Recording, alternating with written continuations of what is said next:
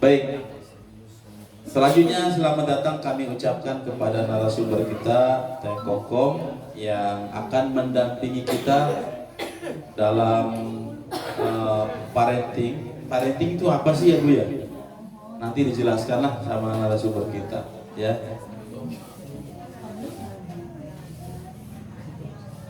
Pak Aman, saya geser ke kelas yang lain.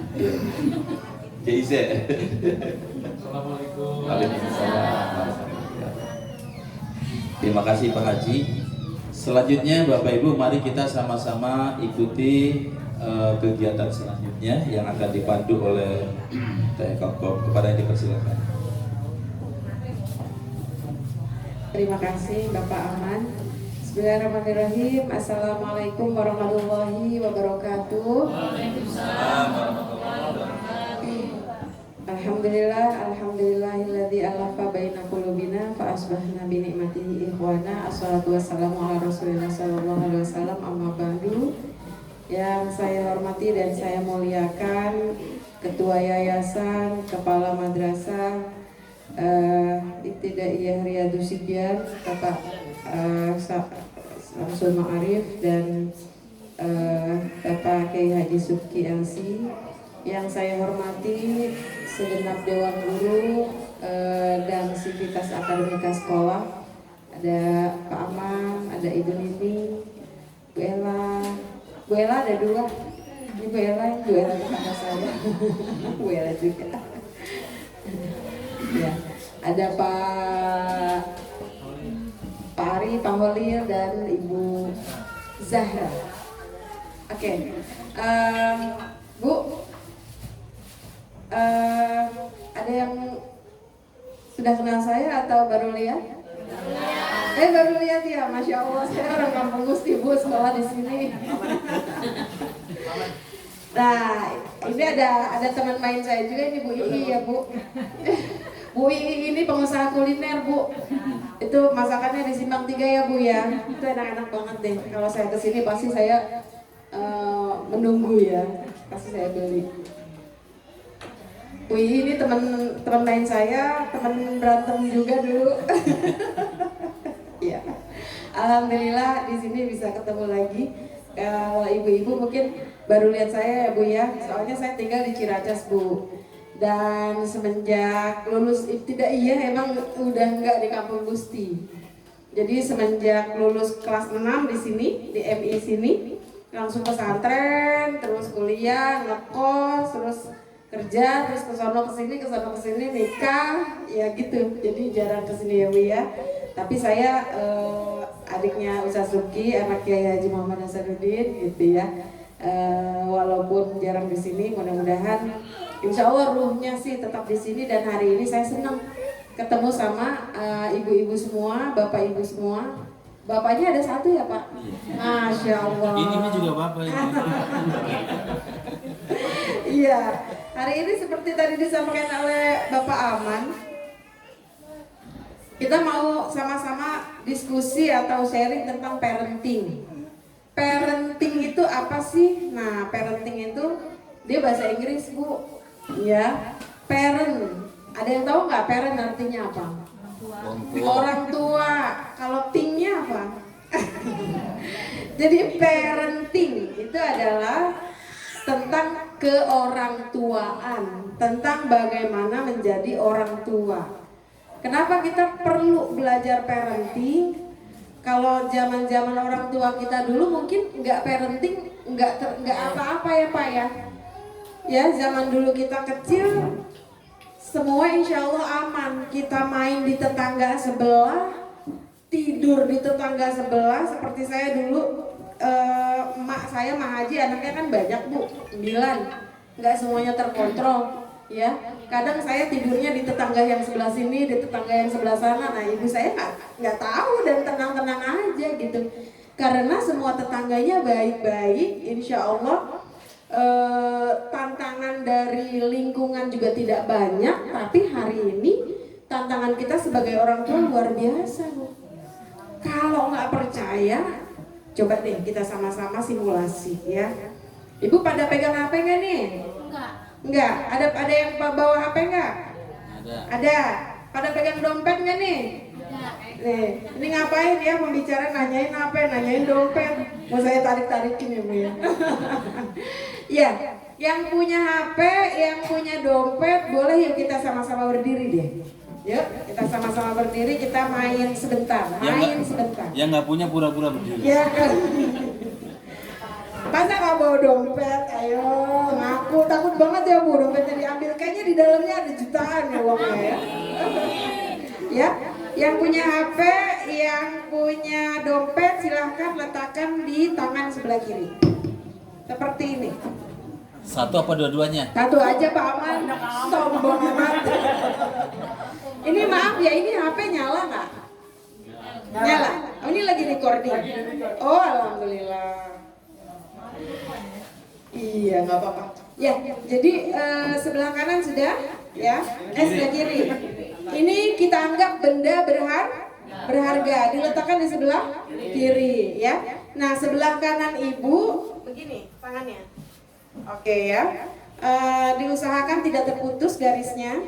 Silakan menyambung dengan sebelahnya supaya nggak putus. Sini Pak. Kita bertiga lah. Saya nggak usah nyambung ke sini aja. Ya, boleh. Ya. Kemudian nanti gini ya Bu ya. Kita main-main sebentar ya Bu. Jadi tangan kiri Ibu begini, ya. Tangan kiri begini.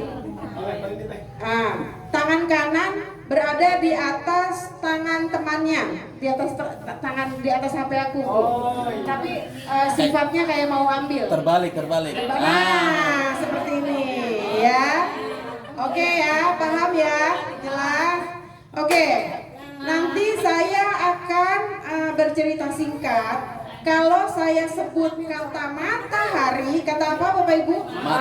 Matahari. Maka yang Bapak Ibu lakukan adalah Ibu jaga HP Ibu dan Ibu ambil HP di sebelah Ibu. Paham?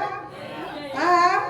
Jadi kalau saya bilang matahari, Ibu jaga ya HP Ibu dan Ibu ambil HP yang di sebelah Ibu ya. Ya Pak ya, paham ya? Oke. Siap. Siap? Mana suaranya siap? Siap. Oke, pada suatu hari di hari Selasa pagi di MI Riyadhus Sibian ada acara parenting. Saat ini matahari bersinar. Oh iya benar. Yang bisa ambil.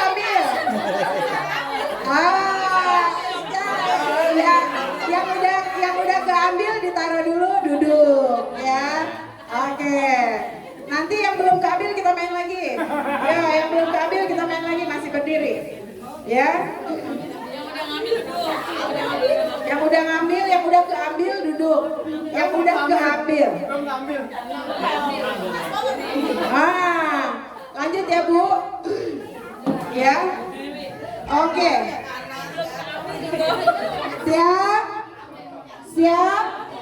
Siap Bapak Ibu? Siap. Ya. Waktu berjalan, hari semakin siang dan rasanya panas matahari semakin naik. Mataharinya cepet guys. Ada lagi yang keambil? Belum. Ada lagi? Masih belum. Ada lagi masih belum. Oh oke. Ayo Bu, waspada, konsentrasi ya. Kemudian suasana pelatihan di dalam ruangan pun. Iya gini ya. Nanti baru pelatihan baru begini ya. Jangan begini terus. Suasana pelatihan pun semakin meriah. Terlihat ibu-ibu wajahnya sangat sumringah seperti matahari. Ada lagi yang kawin? Ada. Alhamdulillah Bu Nining senang banget. Kaget soalnya. Punya HP baru Bu ya. Terima kasih Bu, silakan duduk. Kasih tepuk tangan buat ibu-ibu semua, bapak ibu semua. Hebat banget. Keren. Nah, jadi kenapa kita perlu parenting? Karena Kita diamanahkan sesuatu yang berharga oleh Allah, yaitu anak. Dan kalau kita tidak mampu menjaga, maka akan ada yang mengambil, Bapak Ibu sekalian. Ya, karena menjadi orang tua zaman sekarang tidak seperti zaman dulu. Yang seperti saya katakan, dulu kita mau nginep di mana aman. Saya sering tuh nginep di rumah Bu Nining nih dulu nih main, ya. Masya Allah, gak kelar-kelar kita main. Orang tua Bu Nining, orang tua saya. Kita makan bareng apa semua dulu begitu ya. Orang tua saya ya orang tua keluarganya Bu Nining begitu. Jadi sedekat itu. Tapi sekarang nggak bisa Bu, karena mohon maaf ada kejadian ya di daerah Banyuwangi. Orangnya datang kepada saya gitu karena ada anaknya yang mau diterapi. Anaknya 2 orang perempuan gitu ya. Jadi menjadi korban pelecehan seksual pamannya sendiri. Ya, jadi ketika di siang hari itu semuanya pada ke sawah tuh, ya di kampung semua pada ke sawah tuh. Nah semua anak-anak kecilnya dititipkan ke paman yang ini, semua anak-anak. Anda bayangkan, ternyata pamannya adalah seorang pedofilia, orang yang penyuka anak kecil, penyuka anak-anak, paman sendiri gitu. Dan tidak sedikit ketika saya melakukan survei. Jadi dulu Bu, saya punya bergabung dengan teman-teman di panti asuhan gitu. Ketika kita melakukan perekrutan, kita tanya ya, salah satunya ada wawancara, ada proses seperti itu. Pernah terpapar pornografi atau enggak? Tahu nggak kamu yang begitu-begitu tahu? Dari mana? Dari mamang saya katanya. Sambil dagang, mamang saya suka nonton begitu. Jadi saya suka lihat. Astagfirullah. Kalau kita tidak bisa menjaga, maka akan ada yang mengambil. Oleh karena itulah kita penting untuk belajar parenting. Nah, kira-kira seperti itu. Bisa di sini Bu sampai selesai acara? Insya Allah. Bisa? Hanya hari ini ya Bu ya? Enggak setahun sekali buat siapa Bu? Buat anak ya. Oke, berikutnya Pak Ari. Oke, nah kita langsung ke virus pengasuhan. Kenapa harus belajar parenting? Karena zaman sekarang banyak virus pengasuhan. Pertama gadget. Anak ibu pegang ini? Iya. Main game? Main. Berapa jam sehari? Nggak terhitung Bu. Nggak terhitung Bu. Luar biasa. Beli pulsanya dari mana Bu? Dari uang saya ya. Kalau enggak ada tetangga yang punya wifi. Gadget. Nah ini sebetulnya bukan sesuatu yang biasa-biasa aja. Ibu ngelihat anak ibu anteng, tapi sebetulnya ada sesuatu yang bahaya di balik itu semua. Ya Bu ya. Nanti seperti apa bahayanya akan saya jelaskan di akhir. Kemudian LGBT. Tahu Bu LGBT? Tahu. Lesbian, Gay. biseksual, transseksual. Laki-laki suka sama laki-laki. Jadi waktu dulu di berita itu ada ramai kasus Emon, tahu Bu? Iya. Yang menjadi predator seksual buat anak-anak di daerah Sukabumi, tahu? Sampai 100 lebih loh anaknya korbannya. Ya, si Emon ini seorang bapak-bapak, usianya sudah agak setengah baya ke atas ya, antara 40-50 begitu. Gak apa-apa, kesana sekali ya deh ya. Ya, nah dia melakukan pelecehan seksual kepada anak laki-laki. Anak laki-laki Bu, zaman sekarang lebih khawatir punya anak laki-laki daripada anak perempuan. Kalau zaman dulu anak perempuan kita takut. Lah sekarang sama, mengerikan dua-duanya. Nah jadi si Emon ini melakukan pelecehan kepada anak-anak Bu. Dan luar biasanya anak-anaknya nggak marah. Anak-anaknya baik-baik aja. Ketika diwawancara, kamu sebel nggak sama Kang Emon? Enggak, saya tuh nggak sebel sama Kang Emon. Saya cuma sebel dia itu waktu itu janjiin, katanya kalau saya rajin belajar ngerjain PR, dia mau kasih saya hadiah. Sampai sekarang dia belum kasih saya hadiah. Jadi anak-anak ini sudah dilecehkan, ya sudah disodomi, maaf. Tapi nggak ada yang ngerasa apa? tidak ada yang merasa gimana-gimana, mereka merasa baik-baik aja. Ya ini jauh lebih bahaya. Ya, mereka sudah jadi korban tapi tidak merasa jadi korban. Kenapa? Karena Kang Emon ini baik sekali sama anak-anak. PR anak-anak dibantu dikerjakan. Anak-anak mau main layang-layangan sama dia dibikinin layang-layang. Anak-anak ini betah banget main sama Kang Emon. Katanya kalau main sama Kang Emon enak. Kang Emon mah orangnya baik, sering neraktir. Kalau kita mau main layang-layang, main apa dibikinin. Kalau kita PR susah suka diajarin sama Kang Emon. Kalau sama bapak nggak enak. Kalau bapak di rumah marah-marah melulu, begitu kata anak-anak. Akhirnya jadi korban predator seksual. Nah, Kang Emon aja yang dia punya niat buruk, Bu, ya, mau memperkosa anak-anak laki-laki, dia aja memperlakukan anak-anak dengan sangat baik, padahal dia niatnya buruk. Jangan sampai kita yang orang tua, yang kita punya niat baik, tapi kita caranya buruk, marah-marah terus, stres terus, anak diomelin terus. Nah, jadi terbalik. Akhirnya anak kita lebih suka bergaul dengan orang-orang yang membuat dia nyaman walaupun tidak baik, daripada di rumah bersama orang tua yang walaupun orang tua sendiri tapi marah-marah mulu, dia gak nyaman, pergi aja dari rumah, jarang di rumah. Nah, ini bahaya. Gadget LGBT.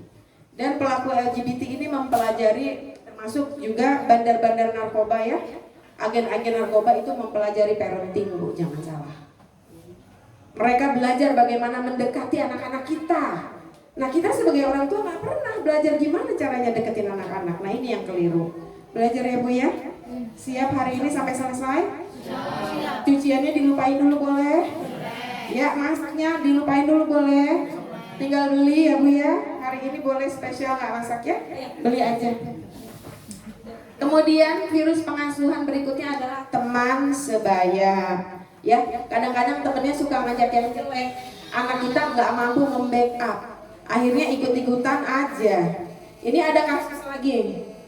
Ini terjadi di sekolah SD. Anak berkumpul, Bu, lagi direkam. Ini kan sekarang anak main TikTok, main apa? Ini kan kasusnya ada kemarin ya.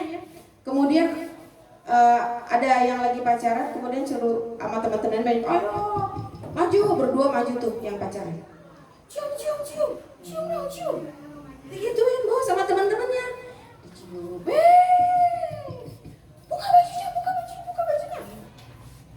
Buka bajunya. Astagfirullahaladzim. Jangan lengah, Bu. Jangan lengah. Jangan pernah berpikir kita ini, saya nih ustazah gitu. Anak saya nggak mungkin kayak begitu, nggak bisa, Bu. Jangan lengah. Ya, oleh karena itu kita harus jadi anak, jadi orang tua ya. Anak mau ngedengerin kita, Bu. Jangan sampai dia nggak mau dengerin kita, cuman sebel sama kita. Emak gue itu monster, ya. Ibu saya itu monster, sehingga dia lebih nyaman sama temennya, lebih dengerin temennya. Kata temennya buka baju, dia buka baju, Bu. Bahkan di situ dipertontonkan sampai dihisap itu payudara perempuan. Bareng-bareng. Coba moral anak kita gimana? Itu kenapa sampai nggak bermoral? Ini gara-garanya, Bu. Ya, nanti kita bahas lagi. Nah, kemudian predator seksual seperti tadi Emon yang saya jelaskan, kemudian pubertas dan kemudahan. Ini juga tantangan. Pubertas karena dia mau remaja ya, Bu ya, hormon-hormon berubah, udah mulai suka sama lawan jenis. Jadi kalau lihat yang pornografi kok ada rasa-rasa geli-geli gimana, oh mau lagi. Ya, kemudian ketemu sama lawan jenis, bersentuhan sedikit kok ada rasa-rasa gimana, mau lagi. Nah, itu termasuk tantangan pada saat anak kita masuk usia pubertas, haid ya, mulai haid. Kemudian kemudahan ini virus. Karena anak kita terbiasa kalau main game tuh dengan tak dapat ini, dapat ini, dapat ini. Sehingga dia nggak mau berproses. Dikit-dikit kalau susah nggak mau, capek, nggak enak, ribet. Nah, ini juga tantangan virus pengasuhan. Jadi demikianlah tantangan kita sebagai orang tua. Nah, sekarang pertanyaannya, pernah nggak kita berpikir, ya, pernah nggak kita berpikir bagaimana menyelesaikan ini semua? Yuk kita sama-sama bahas ya, Bu ya. Berikutnya, vaksinnya dari virus itu semua. Kalau corona kan virus ada vaksinnya, ya. Nah sekarang vaksin untuk mengatasi virus pengasuhan itu semua adalah ikatan hati. Virus itu bisa kita taklukkan dengan kedekatan kita kepada anak. Jadi vaksinnya apa, Bu? Gak kedengeran. Vaksinnya apa? Ikatan hati, kedekatan kita dengan anak. Berikutnya. Nah, kita ukur dulu. Ibu udah deket belum sama anaknya? Ya, ini ukurannya. Kalau panas ada termometer. Nah, kalau ini kedekatan kita dengan anak ada intimasi meter. Ya, untuk mengukur seberapa dekat kita dengan anak kita. Pertama, anak kita mau nggak diajak berkendara bersama, jalan-jalan bersama, jalan sama ibu yuk, mau misalnya. Oh ya, berarti dia masih nyaman. Alhamdulillah. Ada anak yang enggak, mama aja, enggak, ibu aja, aku di rumah aja. Kan ada tuh yang kayak gitu. Kemudian yang kedua spontan, ya anak tuh spontan. Jadi ketika dia mengucapkan sesuatu atau apapun yang ada di pikirannya dia nyaman, gitu ya. Apa namanya? Ada yang namanya kenyamanan. Kalau kita ibaratkan gini ya, Rasulullah bagaimana Rasulullah itu menjadi teladan yang luar biasa dalam pengasuhan dan pendidikan baik kepada istri-istrinya maupun anak-anaknya. Jadi Bu, kalau Siti Aisyah radhiyallahu anha itu cemburu, itu Siti Aisyah nyaman untuk mengungkapkan kemarahannya, kecemburuannya, banting piring, apa ngomel gitu, nyaman itu Siti Aisyah. Walaupun Rasulullah, beliau tetap nyaman untuk marah, untuk banting piring, nyaman. Karena apa? Karena nyaman. Ada kenyamanan untuk spontan. Ini kalau anak kita dikit-dikit misalnya teriak apa ya, guling-guling, main apa, jangan diomelin. Akhirnya anak kita menjadi anak yang diam, kaku. Kemudian kalau ada kita di depan kita, dia diem, tapi di belakang, masya Allah luar biasa. Nah berarti itu anak kita nggak spontan di depan kita. Mungkin bisa jadi ada jarak, ada takut. Jadi bukan deket, takut. Nah itu adalah ciri-ciri anak kita nggak deket sama kita. Dia nggak spontan, ya, nggak mengeluarkan apa yang ada di kepalanya. Kemudian respect, ya. Anak kita Bu, meskipun dia spontan, dia bengal, katakanlah dia nakalnya anak kecil, tapi dia ada hormat sama ibu, nggak pernah ngatain ibu lah. Kan ada anak yang suka ngatain orang tua, ada anak yang ngatain orang tuanya, dasar bego, ada. Nah itu namanya udah nggak respect Bu, masya Allah. Kalau kita mendapatkan perlakuan seperti itu dari anak, jangan anak dibentak Bu, tapi kita berhenti sejenak, evaluasi diri. Kenapa ya anak saya berani durhaka begitu sama saya? Kita evaluasi diri Bu. Jangan anak terus yang diomelin ya. Ada apa nih? Kenapa anak nggak respect sama emaknya? Kenapa anak nggak hormat sama bapaknya? Jadi meskipun spontan dia harus respect. Berikutnya kontak mata. Kalau diajak bicara tuh mau lihat kita Bu, mau lihat matanya, mau lihat muka kita. Nggak nunduk, nggak melengos, gitu kan? Kalau diajak ngomong, udah nggak apa-apa, nggak apa-apa, nggak usah berisik deh Mas. Jadi nggak mau gitu melihat kita tuh. Berarti selama ini kita sebagai orang tua dianggap pengganggu, pengacau. Bayangin tuh, ya. Kalau anak sampai begitu, nggak mau lihat mata kita aja nggak mau, masya Allah. PR lagi buat kita. Yuk, ukur lagi, coba anak ibu gimana, ya. Kemudian mau dipegang tangannya ketika ngobrol tuh, mau dipegang tangan, mau disentuh. Ada anak yang begini-begini kalau disentuh risih. Pertanyaannya kenapa dia risih sama orang tua? Iya, nah gitu. Padahal kalau mata itu jendela jiwa, kalau tangan ya itu sensornya, sensor jiwa gitu. Jadi kalau misalnya anak kita mau disentuh berarti dia nyaman. Atau sebaliknya Bu, kalau anak kita misalnya ketemu orang baru nih, yang masih kecil ya, anak kita yang masih kecil ketemu orang baru suruh salaman dia nggak mau, jangan dipaksa. Karena tangan ini sensor jiwanya dia. Kalau kita paksa-paksa, ayo salim. Oh dianya nggak mau gitu, belum nyaman, jangan dipaksa. Dianjurkan saja, ayo salim. Kalau misalnya dia, ya sudah, biarin ya Pak. Oh nggak mau salim nggak apa. Kamu belum nyaman ya, gitu ya. Karena apa? Karena kalau anak kita dipaksa-paksa begitu nanti sensor kenyamanannya justru jadi mati.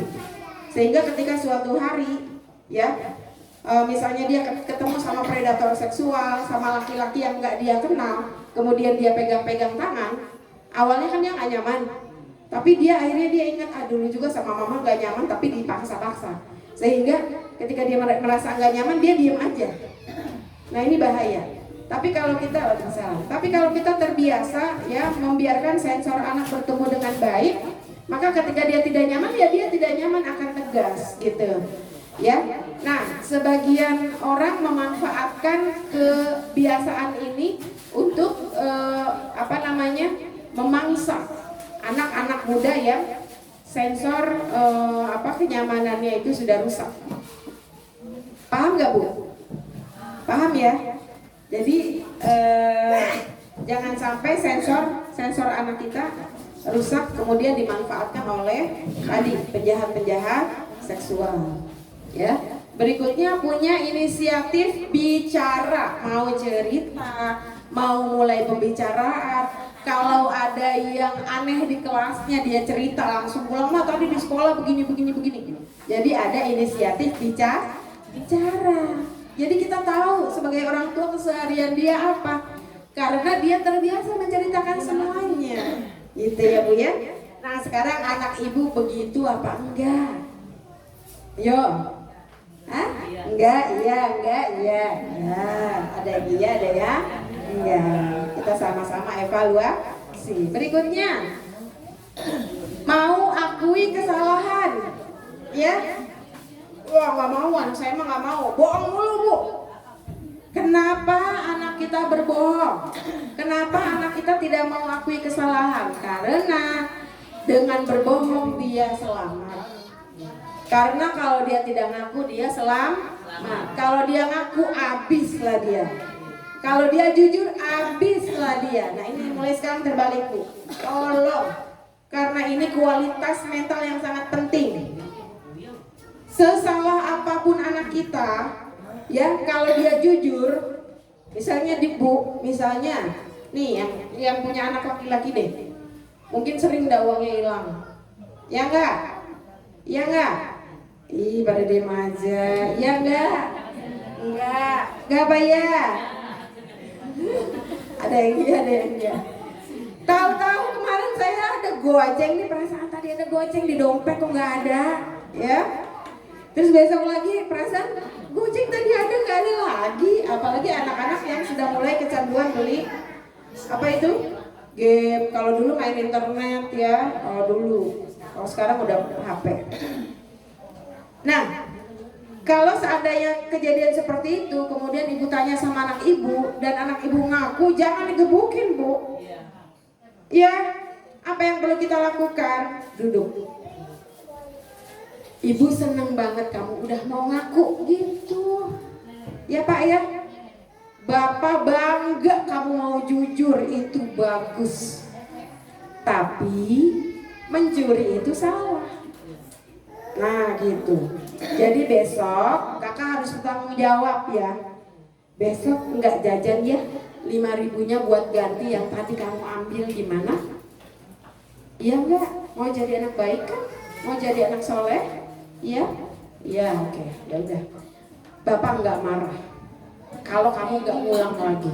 Dan Bapak bangga banget karena kamu sudah jujur. Ya? Udah begitu. Maka besok-besok kalau anak kita melakukan kesalahan, ada yang aneh, dia merasa tidak nyaman, dia mau cerita Bu sama kita, dia mau jujur. Karena apa? Karena orang tua saya bukan orang tua yang taunya marah-marah doang. Orang tua saya bisa membimbing saya. Nah anak jadi percaya sama kita. Ya Bu ya. Berikutnya, mau dimintai tolong, ya, tolong beli sabun ke warung, tolong ini, tolong itu. Kenapa mau dimintai tolong? Karena dia ingin membahagiakan kita. Dia tidak ingin menyusahkan kita. Ya, coba ukur-ukur. Kalau ada dimintai tolong, mak dari tadi. Tuh kan aku balik lagi bukannya sekalian. Kalau mau nyuruh tuh sekalian. Iya enggak?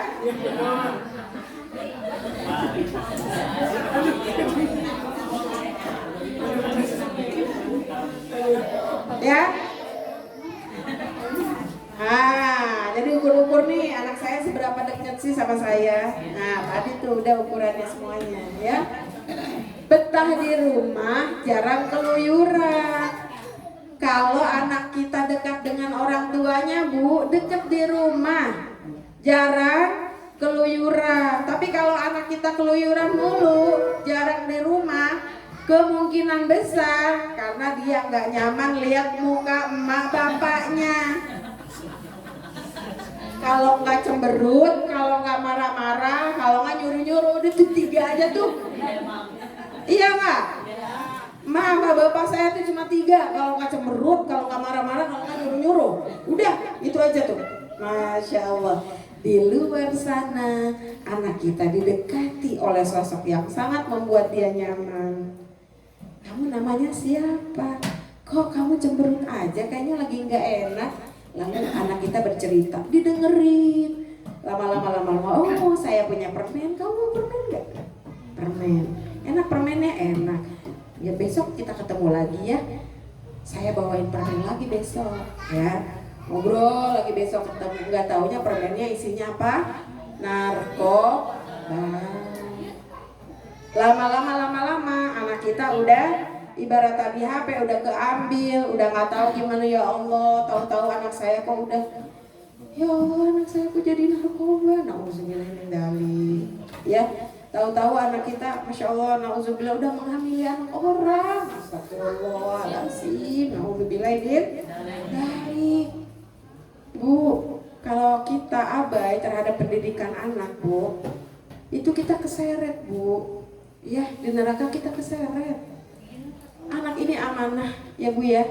Jadi tolong sekali, ini saya terus terang di hampir seluruh ya di Indonesia ini, orang tua yang benar-benar peduli memikirkan anak itu nggak banyak. Yang dipikirin itu cuma kalau anak makan apa enggak, anak sekolah apa enggak, dia naik kelas apa enggak, dia lulus apa enggak, udah cuma gitu.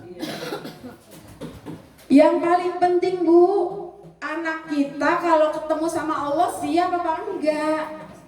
Itu gimana sholatnya anak kita, ngajinya udah bener belum, sama orang tuanya berbakti enggak, akhlaknya baik enggak, sopan santunnya bagaimana. Nah ini yang perlu kita pikirkan. Dia berteman dengan anak-anak yang baik atau enggak, yang dia tonton apa, itu harus kita tahu semuanya. Itu tadi pertanyaan-pertanyaan itu harus ibu jawab, memastikan anak kita baik-baik saja ya. Jadi tarik nafas dulu Bu, kayaknya pada berat banget tuh nafasnya tuh, saya perhatiin. Astagfirullah, anak kita ya, astagfirullah, astagfirullah. Kita istighfar dulu sebagai orang tua ya Bu ya. Mudah-mudahan dengan istighfar ini menjadi satu awal yang baik. Karena Rasulullah pernah didatangi oleh sahabat, wahai Rasul, anakku nakal-nakal, bagaimana ini? Rasulullah menjawab, perbaiki dirimu, maka insya Allah anakmu pelan-pelan jadi lebih baik. Perbaiki diri kita ya Bu, perbaiki kata-kata kita, perbaiki sholat kita, perbaiki doa kita. Insya Allah anak kita dijaga Allah. Amin ya Rabbal Alamin. Nah ini intimasi meter dari Ustadz Bendri Jaisyur Rahman ya. Nah sekarang next. Jadi Bu, ada istilahnya at-ta'lif, bahasa Arab ya. At-ta'lif qabla ta'rif wa ta'rif qabla taklif. Jadi kenapa tadi kita itu mengukur kedekatan? Jadi sebelum kita ngapa-ngapain, sebelum kita nyuruh-nyuruh, kita cek dulu memang ini anak nyaman nggak dengan kita. Jadi at-taklif qobla ta'rif. Nyaman dulu, baru kalau udah nyaman bisa dinasehatin. Ya, nyaman dulu dia sama kita, deket dulu kita sama anak. Kalau kita udah deket, kalau dia udah nyaman, kita kata apa dia ikut, kita ngomong apa dia ikut.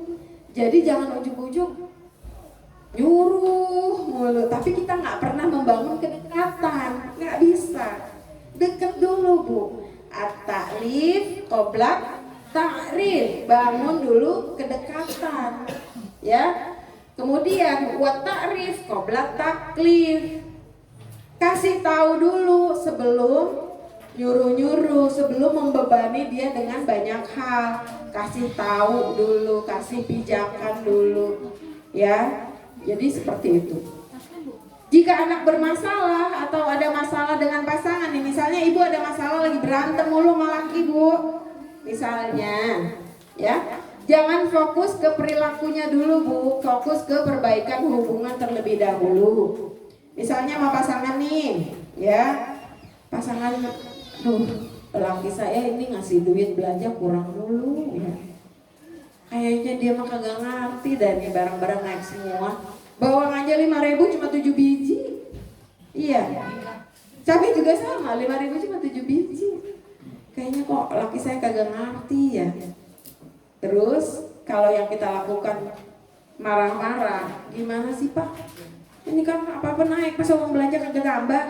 Kalau kita begitu melulu, laki kita puyeng bu, gak akan ada perubahan. Jadi kita jangan langsung to the point. Lakukan apa dulu? Pendekatan.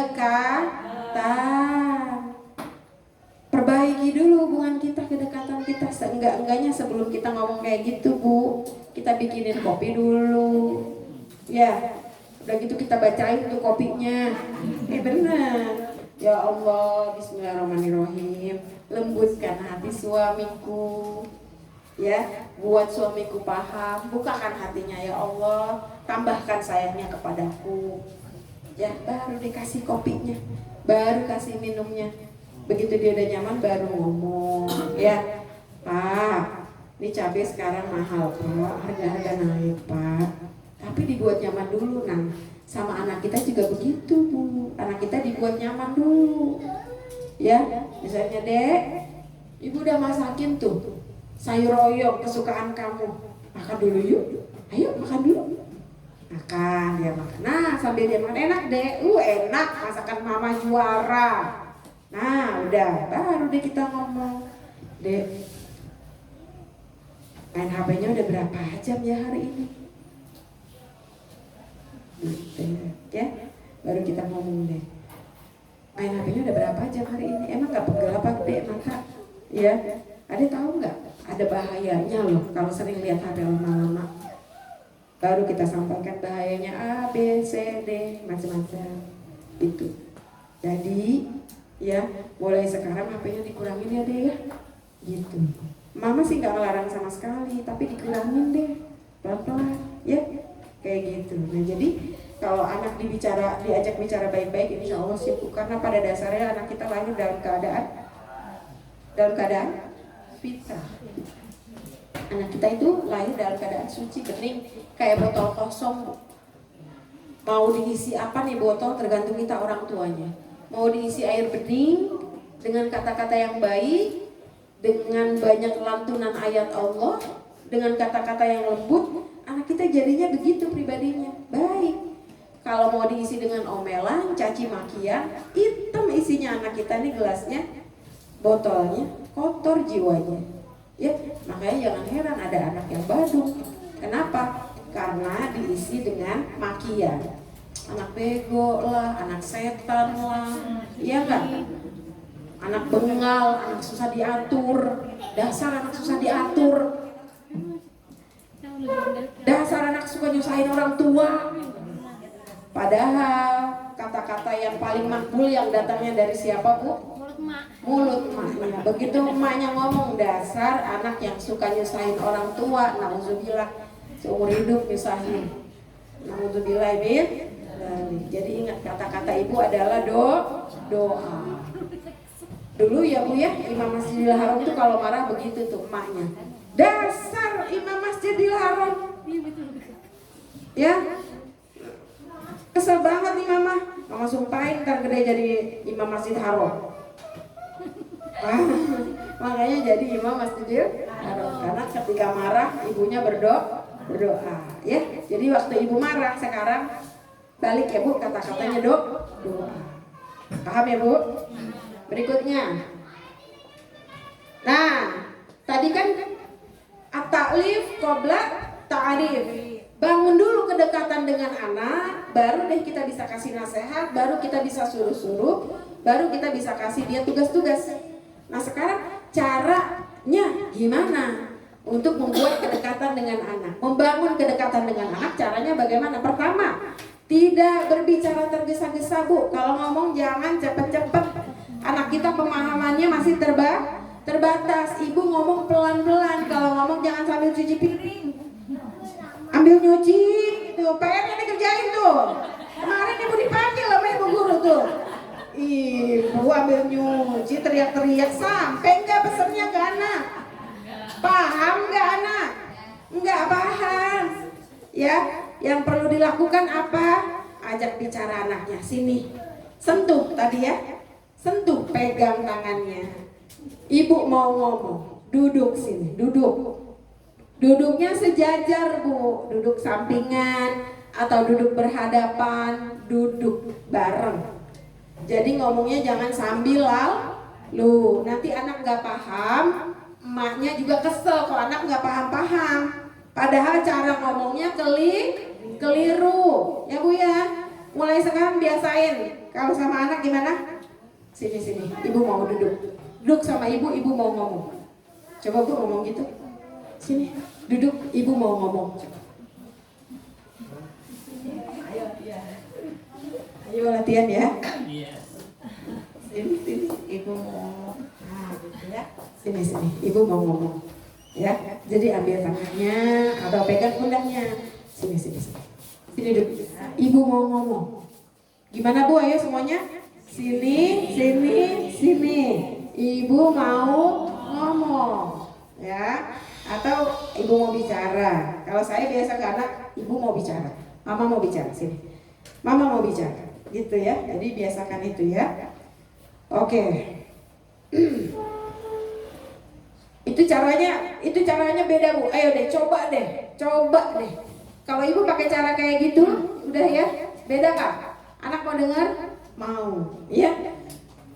Jadi itu, duduk tidak berbicara tergesa-gesa. Yang kedua, mendengar aktif. Mendengar aktif tuh gimana Bu? Ketika anak cerita kita jangan nyela, ya.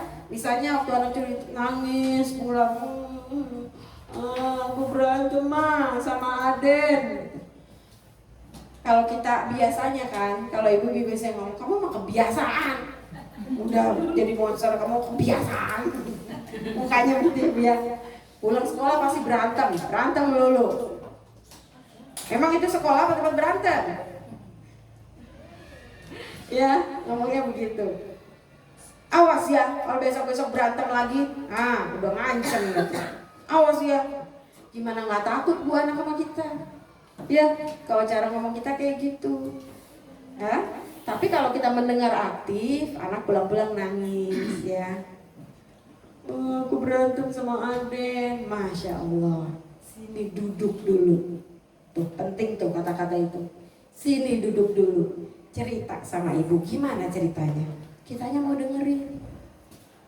Kan ceritanya ini Bu. Tadi tuh kita perebutan mainannya tinggal satu di abang-abang, padahal aku duluan. Udah gitu dia main rebut aja. Oh gitu. Terus kita dengerin aja Bu. Caranya dengerin tuh gimana? Ibu ngomongnya gitu aja. Oh gitu. Terus gimana? Nah itu aja ibu tanya-tanya begitu. Terus gimana? Oh gitu. Terus kamu sedih dong? Iya aku kesel banget, soalnya dia gini. Oh gitu ya. Terus kalau kamu kesel begini, mau sampai kapan keselnya? Ya aku nggak tahu, aku pokoknya masih kesel. Gitu. Besok aku nggak mau temenan lagi sama Aden pokoknya.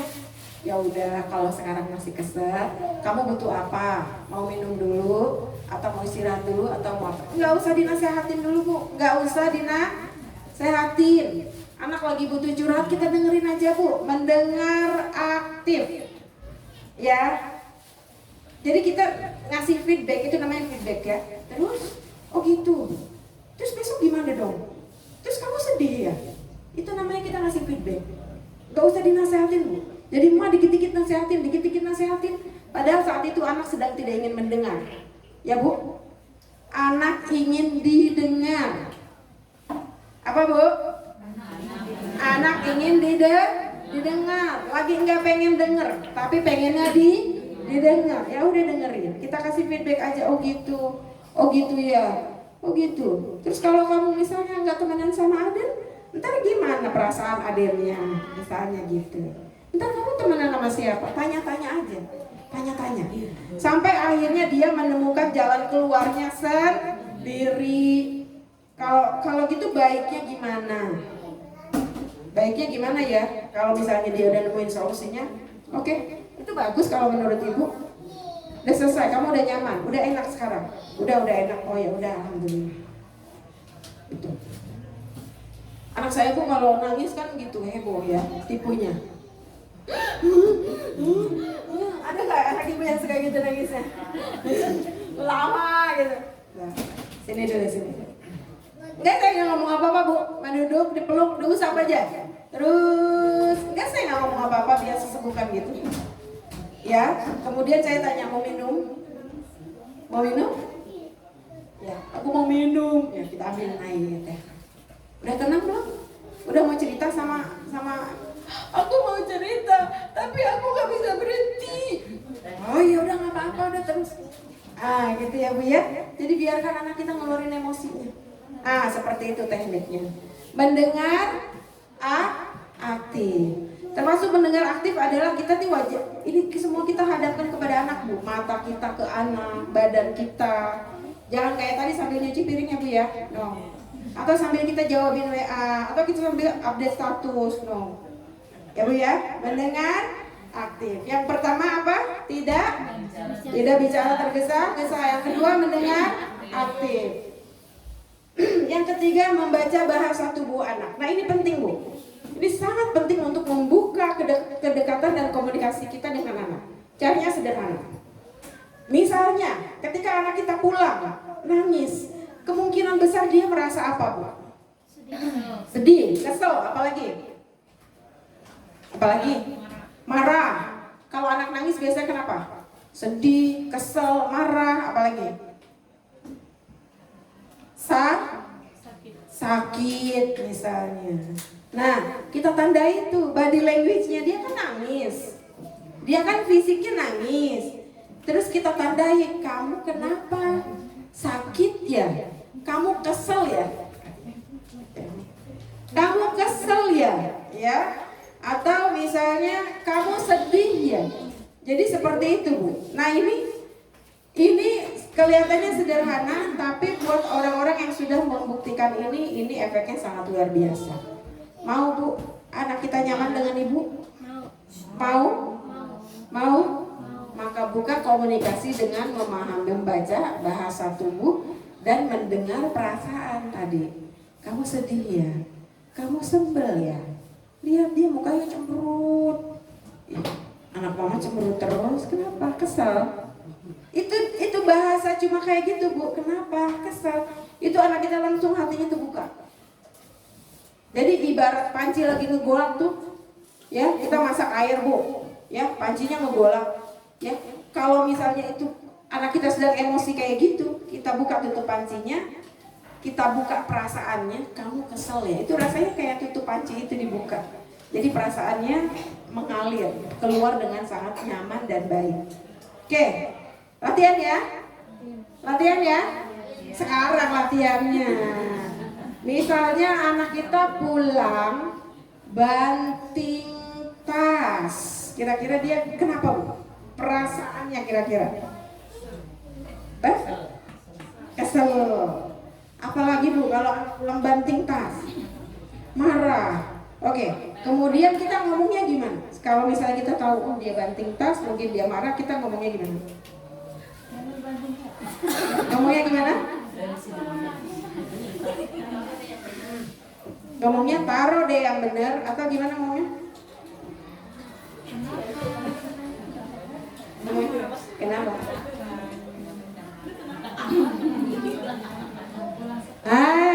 Kita lihat bedanya ya.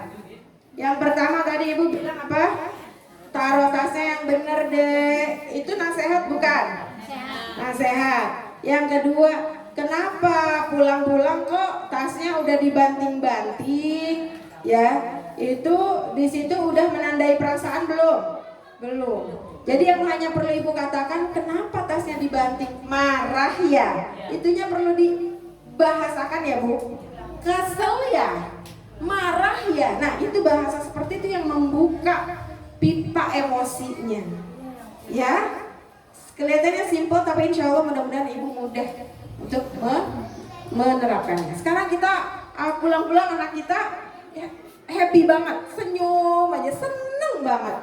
Kira-kira apa kalimat pembuka yang bisa kita katakan ke anak kita? Cie.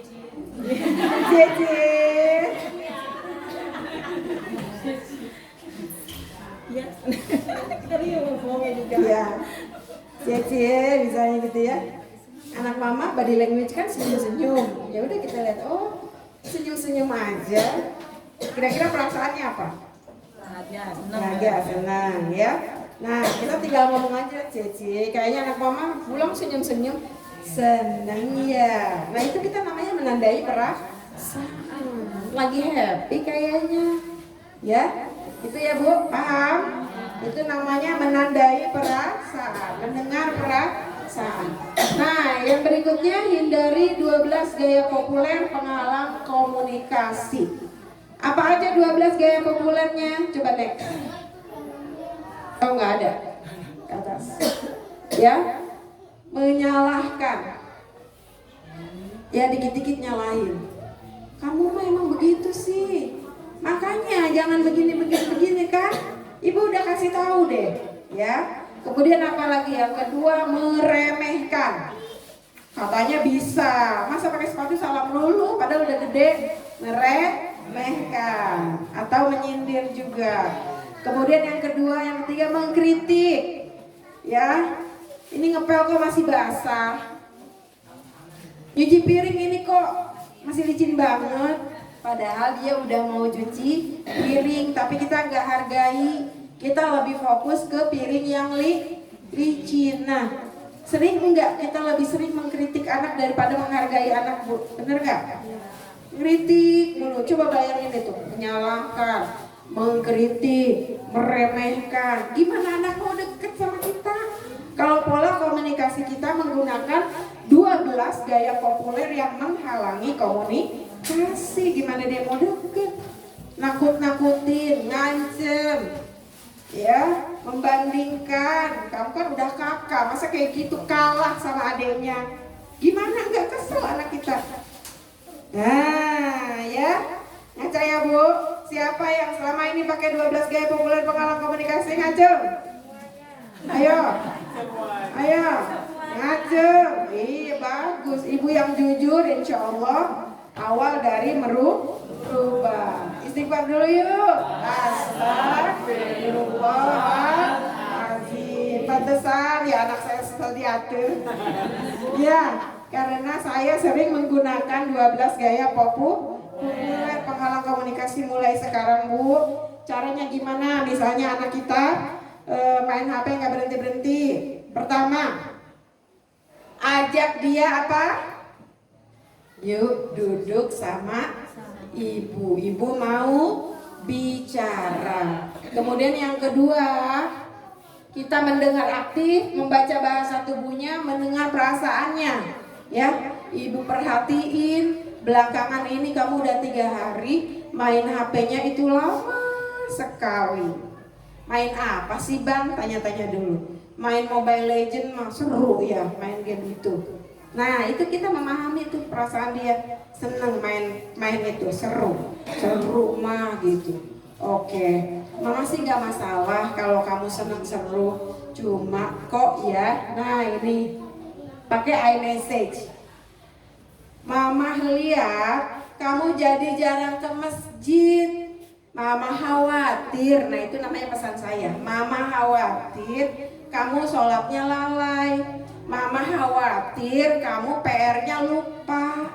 Mama khawatir sekolah kamu terganggu. Itu semua namanya pesan saya. Jadi jangan nyalain. Main melulu, kapan belajarnya? Nah, ayo pada senyum-senyum aja. Astagfirullah. Nah, ya Bu ya. Jadi caranya gitu Bu, apa? Ajak bicara, tidak bicara tergesa-gesa, dengar aktif, tanya-tanya dulu, ya. Kemudian dengerin perasaannya, hindari 12 gaya populer dan gunakan pesan saya.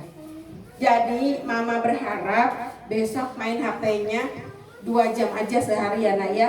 Karena Mama tuh baru belajar tadi tuh di sekolah. Iya, namanya parenting tuh. Belajar katanya kalau anak di bawah 12 tahun nggak boleh lebih dari 2 jam loh Dek. Nanti kalau enggak dia akan bermasalah. Bahaya loh Dek kalau lihat HP lebih dari 2 jam. Bahayanya apa saja? Ibu bisa browsing. Ya, Ibu bisa lihat di HP deh bahaya anak kecanduan gadget apa saja. Kasih tahu tuh ke anak nih Nak, bahayanya ini. Jadi tolong ya Nak ya, Ibu harap besok main HP-nya dikurangin. Atau Ibu mau tegas aja kalau kamu nggak turut peraturannya. Kalau kamu nggak bisa turut peraturannya, maaf nah, handphone nggak Ibu kasih sama sekali. Gimana? Mau 2 jam? Atau mau nggak dikasih sama sekali? Jangan diabaikan Bu. Jangan dibiarkan aja anak kita nonton HP semua waktunya. Yang penting dia tenang, yang penting dia nggak ganggu kita. Jangan Bu, bahaya Bu. Ya, bahaya sekali. Karena efek dari HP ini adalah pendangkalan, the shallow, pendangkalan. Anak kita otaknya jadi dangkal, nggak mau berpikir keras, nggak mau berpikir kreatif. Di HP ini Bu, kita bisa banyak melihat kreativitas orang. Kue dibikin kayak gimana, ya, dari barang-barang bekas dibikin kayak bagaimana. Tapi itu kita sebagai penonton saja, tidak membuat kita juga ingin mencoba, ingin melakukan, enggak menambah juga kreativitas kita kalau kita tidak mencoba. Jadi di HP ini memang banyak hal-hal kreatif bisa kita lihat, tapi tidak lantas membuat kita kreatif, justru membuat kita diam, membuat kita maunya melihat doang, nggak mau mikir. Sama, anak kita juga begitu. Kalau dikasih HP terus, nanti sinaps-sinaps di otaknya itu, sinyal-sinyal di otaknya itu, di otak ini kayak pohon Bu, ada kaitan begini-begini. Itu nggak rimbun. Semakin rimbun anak kita semakin cerdas. Tapi kalau dia lihat HP mulu, itunya nggak rimbun. Anak kita itu cerdas kalau dia banyak berlari, melompat, dia bermain fisik, otaknya terstimulasi. Itu, tapi rumah berantakan. Teh Koko, biarin Bu. Biarin Bu. Anak saya juga sukanya rapi. Tapi insya Allah ibu yang bijaksana, ibu yang membiarkan rumahnya berantakan karena anaknya mau berkreasi. Ya, kasih waktu Dek, nggak apa-apa Adek berantakin ya. Tapi sampai jam berapa boleh main seperti itu? Nggak apa-apa. Sisanya nanti Adek sebisa mungkin tanggung jawab beresin apa yang bisa Adek beresin. Nanti kita ikut beresin juga. Ya memang mau nggak mau Bu. Jadi orang tua harus siap repot. Jangan sampai supaya rumah nggak berantakan, semua aman damai sejahtera. Kamu boleh lihat HP selama yang kamu mau. Bahaya Bu, bahaya buat mental anak kita. Nanti anak kita menjadi anak yang empatinya nggak bagus, nggak peduli sama orang, antisosial. Coba aja Ibu, anak kita lagi main HP, disuruh ke warung, mau nggak? Nggak mau, udah antisosial tuh, udah nggak peduli sama kebutuhan kita. Ya, mau Bu anaknya begitu? Ya, nauzubillah ini kali, nauzubillah. Jadi sekarang nih saya sedang mendapati Orang tua yang kebingungan, kok anak saya tuh kalau marah kayak nggak punya etika. Masya Allah, orang tuanya aja dimarahin, orang tuanya aja dibentak-bentak. Karena apa? Ini yang tidak diatur menyebabkan pendangkalan, termasuk pendangkalan moral. Ya, mohon maaf Bu, di HP ini sekarang memang lagi banyak banget diperlihatkan macam-macam, termasuk misalnya transgender, ya, laki-laki yang bertransformasi jadi perempuan dan sangat cantik, dan dia jadi pelacur, dan dia bisa dapat duit ratusan juta dengan menjadi pelacur laki-laki, dan itu dipertontonkan, dan itu sangat diagungkan anak kita. Kalau ngelihat begitu, kemudian dia ada kepikiran nih, anak kita yang laki-laki misalnya, iya ya enak juga ya kalau saya jadi perempuan, kemudian kayak begitu kerjanya dibayar enak banget. Ah saya mau deh jadi begitu. Kalau anak ibu udah ngambil keputusan kayak begitu Bu, narik laginya nggak gampang. Nggak gampang. Saya pernah ngadain pelatihan Bu, ya, laki-laki semua. Ternyata di situ yang suka sama suka laki-laki. Itu nggak 5 orang, 6 orang Bu, lebih dari itu. Itu satu pelatihan yang jumlahnya 30 orang. Itu yang laki-laki suka sama laki-laki Bu, nggak sedikit. Astagfirullahaladzim. Ya Bu ya, jadi PR kita banget ya Bu ya. Jadi tolong jadi orang tua harus mau repot, mau belajar lagi, mau memperbaiki diri, ya, mau lebih sabar ke anak, mau jadi orang tua yang diinginkan oleh anak, punya kedekatan yang baik dengan anak, ya. Ini jadi teknik berkomunikasi dengan anak. Ulang lagi Bu ya, biar di otaknya nyangkut. Pertama, tidak bicara tergesa-gesa. Yang kedua, mendengar aktif. Yang ketiga, baca bahasa tubuhnya. Yang keempat, dengerin perasaannya biar dia nyaman. Yang kelima, hindari 12 gaya populer penghalang komunikasi. Jangan sampai jadi mama monster, ya. Yang keenam, gunakan pesan saya. Sampaikan perasaan kita, sampaikan harapan kita, jangan nasehatin melulu, ya. Berikutnya, menjelang ujian akhir. Nah, ini kajiannya dengan anak-anak ibu yang kelas 6. Apa yang bisa dilakukan? Yang pertama Bu, cita-cita, ya. Bicarakan tentang harapan dan cita-cita yang membuat anak bahagia, bermakna dan bermanfaat. Pernah Bu bicara cita-cita dengan anak? Pernah, oke. Gimana Bu prosesnya? Prosesnya kan kayak ibu itu mau jadi apa, aku bilang begitu kan. Kalau enak tanya lebih senang dia ke komputer. Oke. Kata dia seru mah di komputer, bisa ini terserah kamu. Yang penting sebagai mama kamu rajin. Nanti kamu rajin, tapi pelan-pelan juga lama-lama dengar Pak Guru biar denger kata gitu. Kataku itu Bu. Oke ya, dia senangnya komputer. Oke, ada lagi Bu yang pernah membicarakan cita-cita dengan anak-anak? Ada? Siapa? Boleh cerita? Belum. Padahal ini sangat penting. Paling enggak anak ada bayangan, ada gambaran gitu. Dia ke depannya mau apa? Jangan blank-blank banget Bu. Walaupun nanti ke depannya lain lagi, ya nggak apa-apa. Ya. Cita-cita misalnya gamers. Banyak kan yang mau jadi gitu, gamers. Aku mau jadi gamers. Nah, kita arahkan lagi Bu. Ingat, cita-cita itu sebaiknya yang membuat dia bahagia. Oh, aku senang jadi gamers. Tapi apa maknanya buat kamu dan buat orang lain? Bermakna enggak? Ya. Kemudian apa manfaatnya buat kamu dan orang lain? Terutama buat agama, apa manfaatnya? Ya. Jadi anak kita ajak lagi untuk berpikir. Jadi cita-cita nggak cukup hanya dia senang, tapi juga yang bermakna, yang bermanfaat.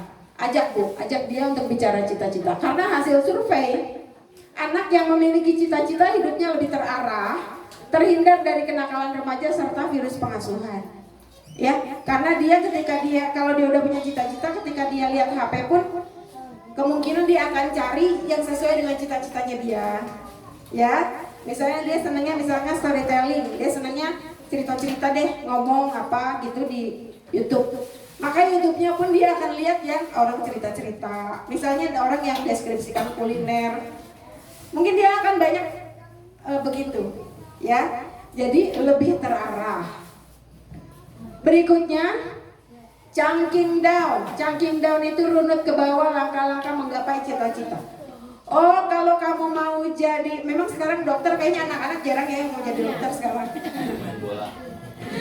Pemain bola misalnya. Oh, kalau kamu mau jadi pemain bola apa nih? Arsenal. Wih, berarti kamu bahasa Inggrisnya harus bagus dong. Arsenal kan di Inggris. Gitu ya, Mak? Iya.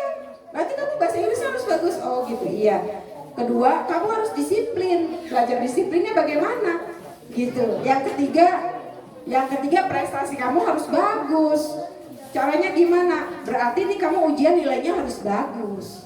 Supaya ujian nilainya bagus, berarti setiap hari jam segini kamu harus mengulang.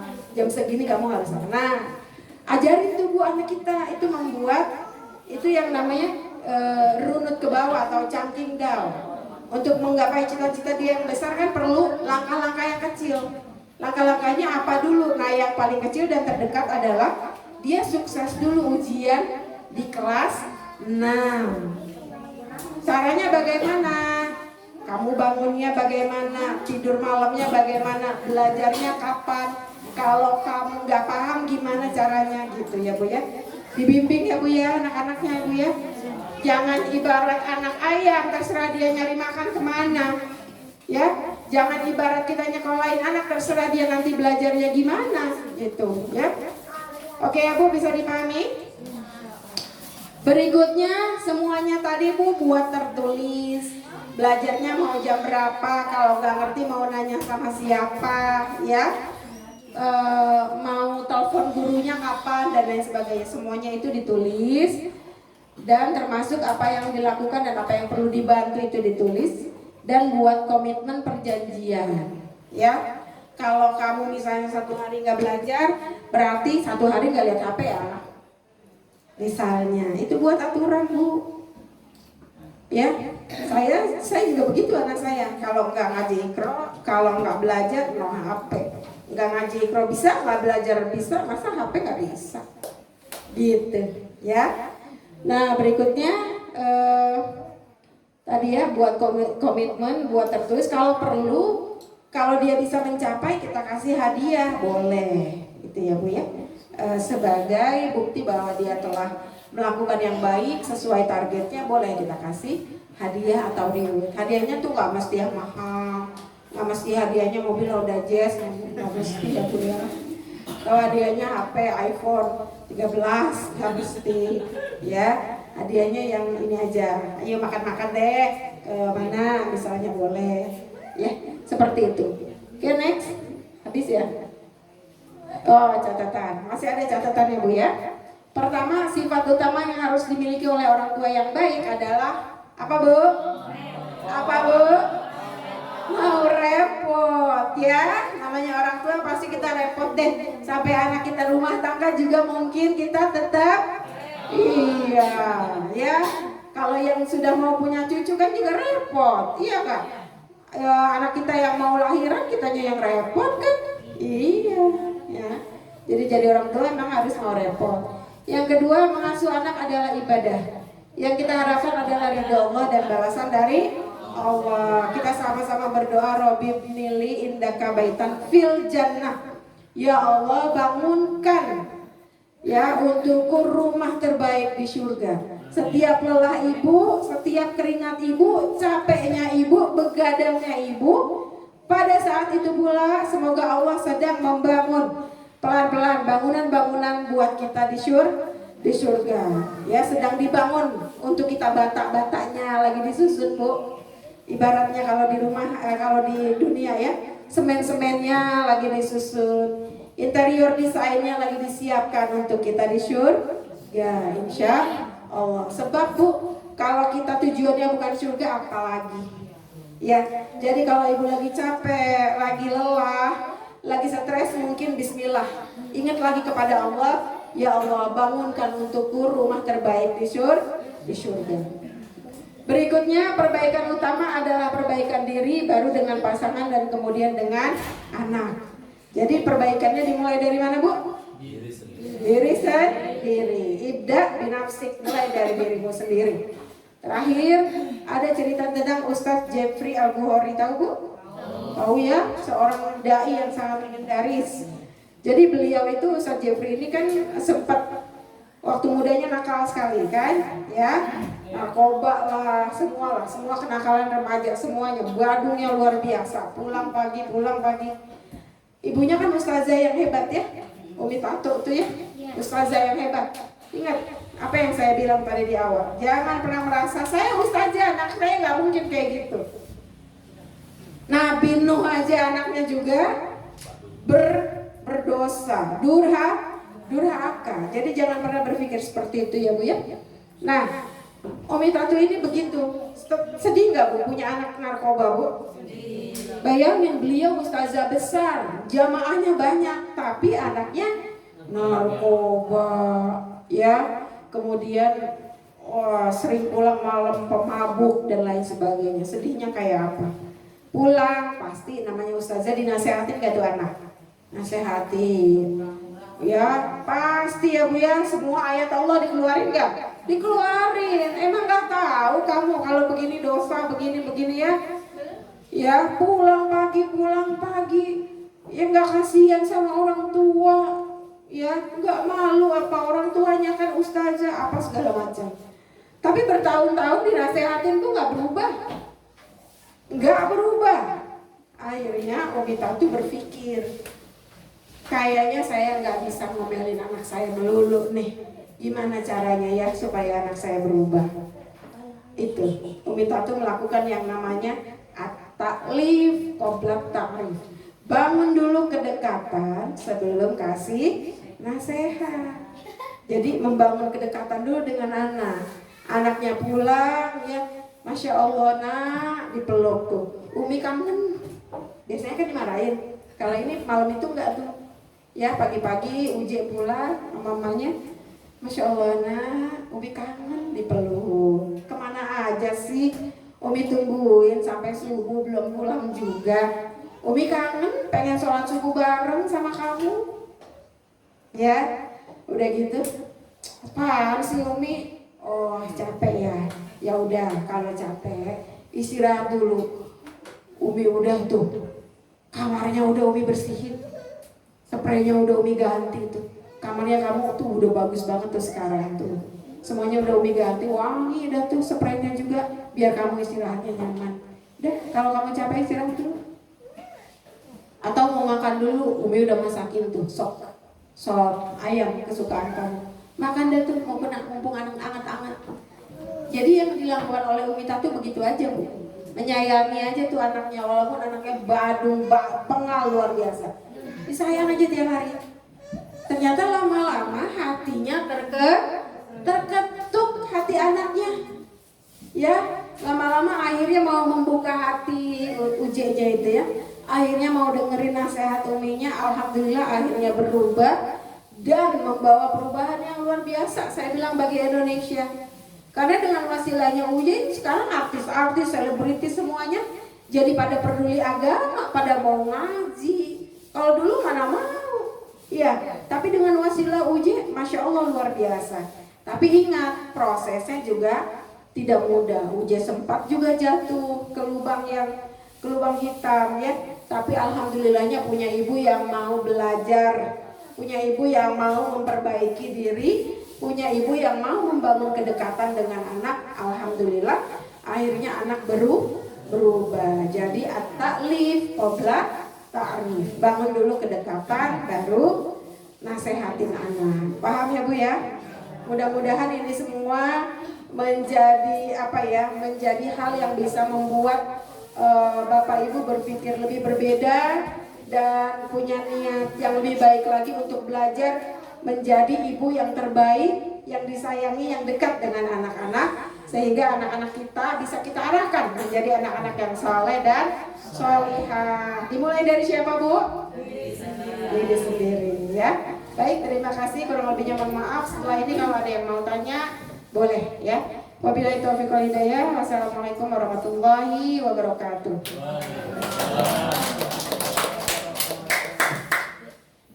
Terima kasih, luar biasa apa yang disampaikan oleh Teh Kokom, membekali kita sebagai orang tua yang mendapatkan amanat begitu berharga, yakni putra putri kita.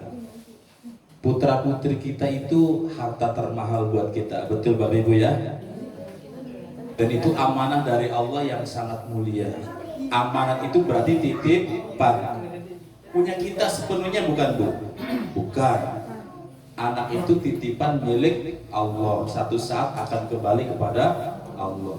Ketika Allah titip amanat kepada kita, maka hendaknya amanat itu harus kita tunaikan sebaik-baiknya. Jangan sampai titipan yang mau dikembalikan lagi kepada Allah, diberikan dalam keadaan mulia, dikembalikan dalam keadaan rusak. Pasti Allah akan marah kepada kita. Betul? Tadi banyak contoh, ada Ustadz Uje. Di luar sana juga pernah ada contoh Bu, Mahatma Gandhi. Kenal nggak Bu? Udah pura-pura kenal aja. Mahatma Gandhi itu waktu kecil kurus kayak anak cacingan. Tapi ibunya sangat peduli tentang pendidikan Mahatma Gandhi. Sehingga satu saat dipanggil, Mahatma Gandhi, Jolini Zohamira sabse pada gila dia. Ngerti nggak Bu? Enggak, saya juga nggak ngerti. Maksudnya gini, Gandhi, sekolah nak kau Gandhi. Bila perlu ke Inggris, sekolah kau ke Inggris. Tapi jangan kau jadi orang Inggris. Engkau tetap Gandhi, engkau tetap India. Artinya apa? Dimanapun kita sekolah harus menjaga jati diri bahwa kita orang Indonesia, kita orang Muslim. Satu saat nanti ketika anak ibu berkesempatan nanti bisa sekolah di luar negeri. Amin. Kalau nggak luar Batang dekat. Ya artinya gini.